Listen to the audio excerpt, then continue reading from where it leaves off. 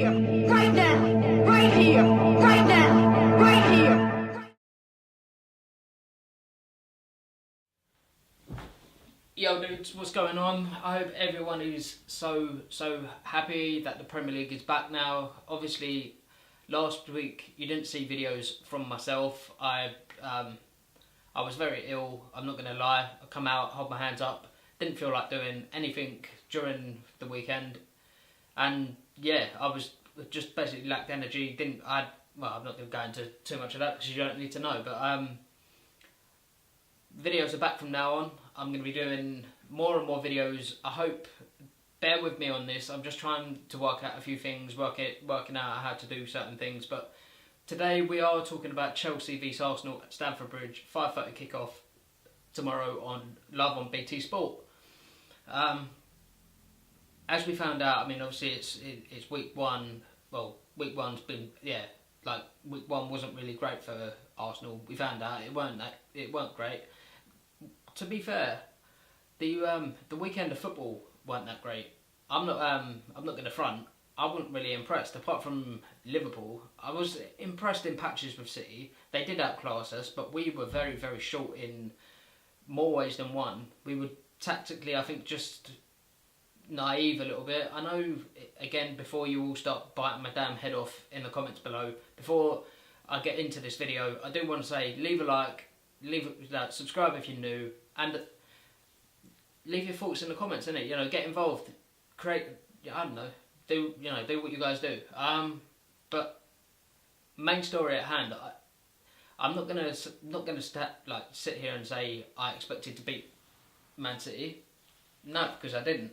I didn't expect, and I don't expect to beat Chelsea, if I'm quite brutally honest. I expect it to be a tough game.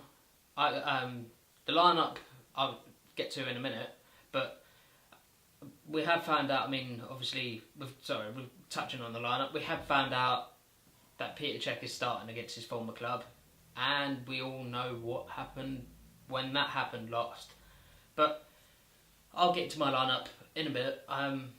But against the City, against Man City, we were outclassed. It was men against boys. My dad went to the game, and because I was, as I said, I was ill, and I just didn't fancy doing anything.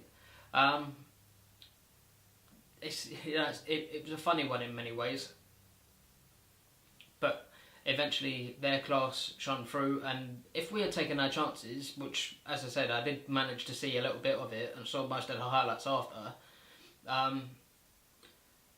if we had taken our chances, who knows? We may have won the game. I know it's easy saying, like, in hindsight and all this and whatever. I beat you to it. Don't need to say, well, if some buts, as I always say, are the biggest words in football. Going forward, I'm expecting one out of my lineup. I'm expecting one change to be made. Expecting it myself. Whether it happens, that's obviously we'll wait to find out. I think to start with, obviously it's easy to start with the goalkeepers. Peter Cech he wasn't that bad last week, but I would put Leno in. Personally, you spent a fair bit of money on him, so why not give him a go? Give him a go. He's proven in the Bundesliga, so at the end of the day, I don't see why you're not putting him in right now. I would myself throw him in at the deep end. That's when you usually learn whether the players are going to make it or whether they're not. It's usually when it's kind of stick him in a sink or swim situation, you know. One of them kind of, you'll learn more about a player chucking him in at the deep end. But we wait to find out. I mean, it has been confirmed that Cech is playing. So before, I know this is just my expected lineup. 3 central defenders. I would go with in the middle as a middle as a defensive 3. I would go with Socrates in the middle. So he's got pace in Mustafi and Holding, but Mustafi and Holding would provide kind of they've been there and they know how this Chelsea team will probably play. So that's why I would go with him Socrates is new. I would obviously Koscielny being out for the time he is out is very unfortunate, but also you can't help these things. You know, it's one of them. You know, we know he has a long-standing Achilles injury that will hamper him from time to time. So I've gone with the experience of Socrates in, as I said, in a defensive three in the middle. On the left of him, Rob Holding, because I believe he played one of the best games I've ever seen him play. I know it was against Costa, and obviously we know where he's gone, but it was against Costa, and I do genuinely believe that, I don't know, he's got what it takes. I mean, it takes, like, again, going back to my reference, sink or swim. You know, put him in. I'm not going to say this for everyone, but put him in.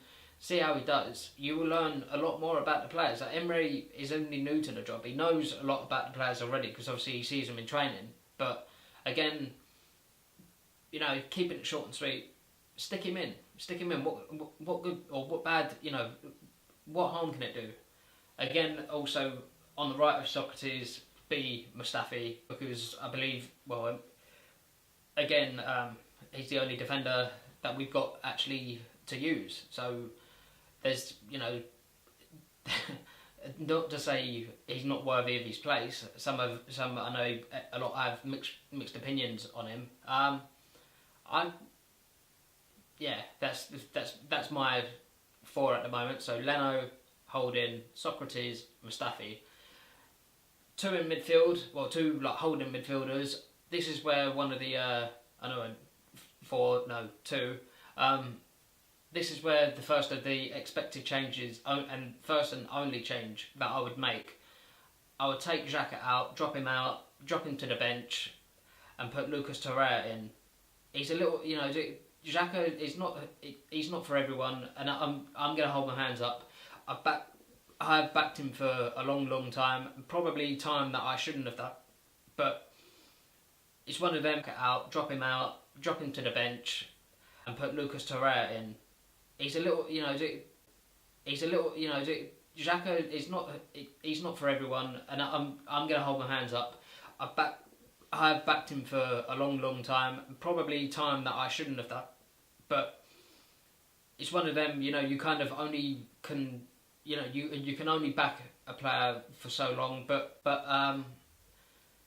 it's kind of like, you know, you want him to do well, and believe me, I do. I've backed him, and I do think he will do well under Emery. I think Emery will turn him into maybe an Nzonzi type player somewhere, because he's got a lot of class about him. There is nothing that Xhaka does that doesn't ooze class, you know. I mean, obviously, if he makes mistakes, that doesn't. But I mean, that, you know, that goes without saying. But I would, I'd give him a little rest. I know, like you say, give him a rest. He's like, but he played a lot in the World Cup, and obviously has had one game back in the Premier League. And I just think maybe give Torreira a chance. He might provide something that Xhaka's not able to. Partnering him would be the only player who I see starting aside from Aubameyang up front. Oh, damn it, I've just given away my striker. But is Matteo Guendouzi. I was massively impressed with him. I think his debut against Manchester City in the Premier League. You know, that if that doesn't show you what the boy is capable of, I think that's absolutely, it's credit to him. Credit to his age. He's 19 years old, and he was getting stuck in, never let his head drop once. So that's, you know, that's how. Personally, that's how I would go. I would go with Torreira and Guendouzi. I know you say it's two new signings. Are they going to be up to it? You don't know until you try it. You don't know until you put them in, see what they're made of. But yeah, that also, yeah, basically that's it. You know, you don't know until you try it, see what they're made of. This is the time to be kind of experimenting-ish. I know, like, I use it loosely. I don't mean experimenting in like drastic changes, but just experiment with the team. Try and get your best team. But I believe those two will be our starters in holding, like, in central sort of midfield. Moving on, the team. I'd go through. I know, because we've got we haven't got a left-sided, or well, I suppose we have got a left-sided, but we haven't got a right-sided midfield. So this is where I'm going to switch things up. You could say second of the changes, but I'm going to switch things up. I'm going to put Alex Iwobi coming down from the left, big 17. Yeah, I believe he'll have a big season for us this year. I believe he'll prove why we got him to sign that new deal and why we didn't sell him in the transfer window that has just gone in the summer. So I believe he will have a big season. He'll have a big part to play this year. He'll come of age. You know, that's the word I was looking for, the phrase I was looking for. He will come of age, and I think this will be his time. I mean, aside from that, I think the rest is more or less self-explanatory.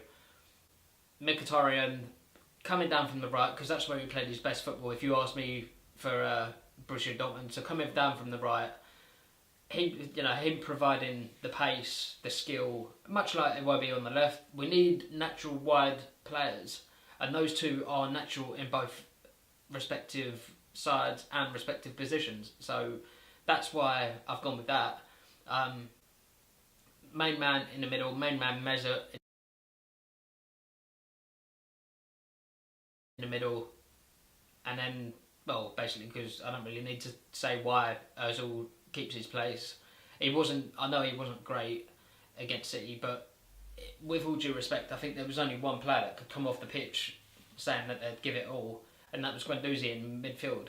He didn't, as I said, didn't let his head drop, got involved, done everything what the fans would want.